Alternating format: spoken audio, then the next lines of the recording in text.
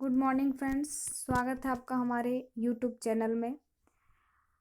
आज हम आपको हिंदी ग्रामर का एक सबसे इम्पॉर्टेंट टॉपिक छंद का सेकेंड पार्ट लेके आए हैं।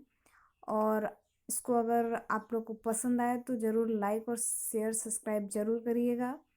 आइए शुरू करते हैं हम आज का वीडियो। हमने बताया था कि छंद में कई पार्ट्स होते हैं।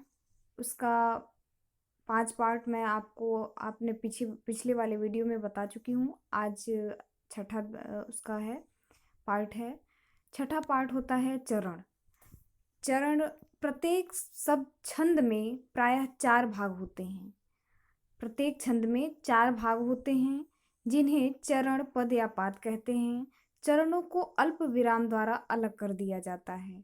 जिन छंदों के चारों चरणों की मात्राएं या वर्ण एक से हों वे सम कहलाते हैं, जैसे चौपाई, इंद्रवज्जा आदि। जिसमें पहले और तीसरे तथा दूसरे और चौथे की मात्राओं या वर्णों से क्षमता हो वे अर्धसम कहते हैं, जैसे दोहा, शोरठा आदि। जिन छंदों में 4 से अधिक 6 चरण हों वे एक से न हों उन्हें विषम कहते हैं, जैसे छप्पय, कुंडलिया। फिर है गण। गुरु, लघु, गुरु क्रम से 3 वर्गों के समुदाय को गण कहते हैं। लघु, गुरु क्रम से 3 वर्गों के समुदाय को गण कहते हैं। गण 8 प्रकार के होते हैं। यमाता, राज, भान, सलगा से इसके वर्ण रूप व्यक्त हो जाते हैं। ये आपका एक सूत्र है, लंबा याद ना करके एक छोटा सा सूत्र बना दिया गया है। और इसका सबसे विस्तृत वर्णन है नीचे है, मैं उसको भी आपको बता रही हूँ। इसका एक मान लीजिए ये सूत्र है, इनका संकेत और उदाहरण सहित स्पष्टीकरण ये मैं आपको लेके आई हूँ। है यगण, यमाता। इसका पहला अक्षर लघु होता है, दूसरा गुरु होता है, तीसरा भी गुरु होता है, जैसे यशोदा। फिर है मगण, मातारा। फिर इसका तीनों वर्ड जो होता है वो गुरु होता है, मायावी। तगण होता है, ताराज। पहला और दूसरा लघु गुरु होता है और पहला तीसरा जो लास्ट होता है वो आपका लघु होता है, तालाब। ऐसे ही आपका रगण का होता है, जगण का होता है, भगण का होता है, नगण का होता है, सगण का होता है। ये गण है। इसको आप बहुत ही इम्पोर्टेंट टॉपिक है, इसको ज़रूर आप याद रखिएगा। और इस सूत्र को तो बहुत ही ज़्यादा याद रखने की आवश्यकता है ताकि आपको आगे दोहा, सोरठा, रोला इन सब में दिक्कतें ना आए। उसके बाद है आपका मात्रिक छंद। जिस छंद में मात्राओं की गणना की जाती है उसे मात्रिक छंद कहते हैं। मात्रिक छंदों में वर्गों के लघु और गुरु के क्रम का विशेष ध्यान नहीं रखा जाता है। इन छंदों के चरण, प्रत्येक चरण में मात्राओं की संख्या निश्चित रहती है। ये 3 प्रकार के होते हैं, सम, अर्धसम और विषम। पिछले टॉपिक में मैंने अभी आपको बताया कि ये सब किसे कहते हैं, सम किसे कहते हैं, अर्धसम किसे कहते हैं और विषम किसे कहते हैं। फिर दूसरा है वर्णिक छंद। जिन छंदों की रचना वर्णों की गिनती के अनुसार होती है उन्हें वर्णिक छंद कहते हैं। वर्णिक छंदों के भी 3 भेद होते हैं, सम, अर्धसम तथा विषम। 21 वर्णों तक के वर्णिक छंद साधारण, 22 से 26 वर्णों के वर्णिक छंद सवैया तथा 26 से अधिक वर्ण वाले छंद दंडक कहलाते हैं। वर्णिक छंद का एक क्रमबद्ध, नियोजित एवं व्यवस्थित रूप वर्णिक वृत्त कहलाता है। वर्णिक वृत्तों के प्रत्येक चरण का निर्माण वर्गों की एक निश्चित संख्या, एक लघु गुरु के निश्चित क्रम के अनुसार होता है। उसके बाद है आपका मुक्तक छंद। हिंदी में आजकल लिखे जा रहे छंद मुक्तक छंद हैं। इन छंदों में वर्ण और मात्रा का कोई बंधन नहीं होता। ये तुकांत भी होते हैं और तुकांत भी होते हैं। और हमारे पाठ्यक्रम में जैसा कि है कि केवल सोरठा और रोला और दोहा छंद ही होता है अक्सर, इसलिए हम आपको यही चीज़ें बताएंगे यूपी बोर्ड एग्जामिनेशन के लिए। और सबसे इम्पोर्टेंट टॉपिक ये है आपका कि ये सोरठा जो है वो अक्षर आता है यूपी बोर्ड एग्जामिनेशन में 2009, 10, 11, 12, 13, 14, 15, 16, 18 में आ चुका है। और हम आपको कोशिश यही करेंगे कि ये आपको अच्छे से समझ में आ जाए। आइए देखते हैं सोरठा के लक्षण क्या हैं। सोरठा अर्ध सममात्रिक छंद छंद है। इसमें 4 चरण होते हैं।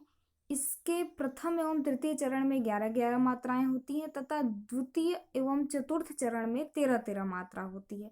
पहला पद होता है और पहला और तीसरे पद में 11-11 मात्राएं होती हैं। ये बिल्कुल ध्यान रखने वाली चीजें हैं। और दूसरे और चौथे चरण में 13-13 मात्राएं होती हैं। पहले और तीसरे चरण के अंत में लघु गुरु आते हैं और कहीं कहीं तुक भी मिलता मिलता है। यह दोहे का जस्ट उल्टा होता है। आइए देखते हैं, एक एग्जाम्पल इसका है। संभव मन की भूल सेवा करी करील की, उनके उनते चाहत फूल जिन डारन पत्ता नहीं। संभव मन की मूल, ये आपका पहला चरण है। और उनते चाहत फूल जिन, और ये तीसरा चरण है। तो इन तीनों में 11-11 मात्राएं होती। आइए हम लोग गिन लेते हैं। पहला ये देखिए, संभव में गुरु है 1, 2, 3, 4, 5, 6, 7, 8, 9, 10, 1, 11। आपका ये 11 हो गया। और उसके बाद आप दूसरे और चतुर्थ चरण में इसकी भी मात्राएं हैं। 13-13 मात्राएं होती हैं। 2 गुरु हो गए आपके, फिर एक 5, फिर गुरु हो गया 6-7, फिर लघु हो गया 8, फिर उसके बाद आपका गुरु हो गया 9-10, उसके बाद एक आपका हो गया लघु हो गया 11, और ये आपका उसके बाद दीर्घ हो गया, गुरु हो गया।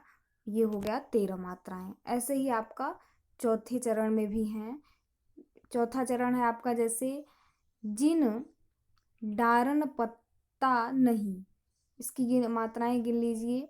ये आपकी 4 इधर हो गई और 4 इधर हो गई, और ये आपके 3 हो गए। इसलिए ये आपका सुरठा है। और इसमें एक चीज़ ज़रूर याद रखिएगा कि इसकी मात्राएं पहले और तीसरे चरण में 11-11 होती हैं और दूसरे और चौथे चरण में 13-13 मात्राएं होती हैं। एग्जाम्पल मैंने बता दिया।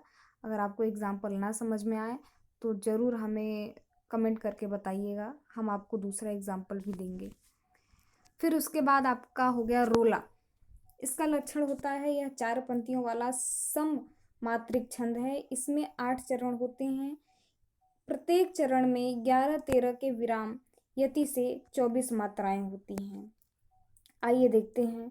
जीती जाती हुई जिन्होंने भारत बाजी, निज बल से बल मेट विधर्मी मुगल कुराजी, जिनके आगे ठहर सके जंगी न जहाजी, हैं ये वही प्रसिद्ध छत्रपति भूप शिवाजी।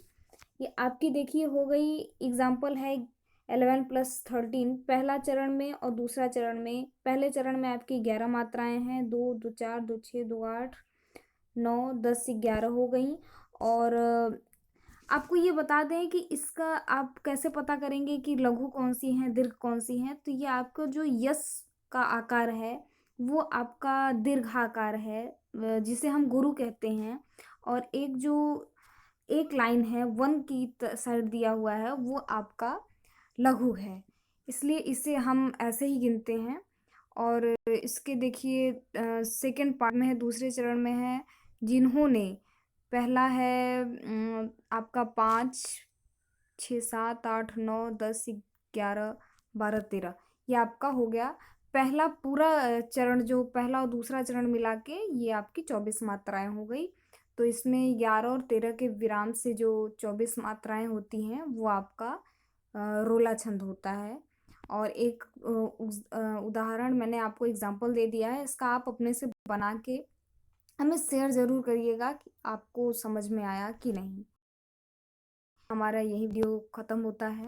अगर आपको हमारा वीडियो पसंद आया हो तो ज़रूर लाइक करिएगा, शेयर करिएगा, सब्सक्राइब करिएगा और मेरी यही कोशिश रहेगी कि आपको अगले वीडियोज़ में मैं दोहा और बाकी छंदों के बारे में विस्तृत जानकारी दे सकूँ। Thank you.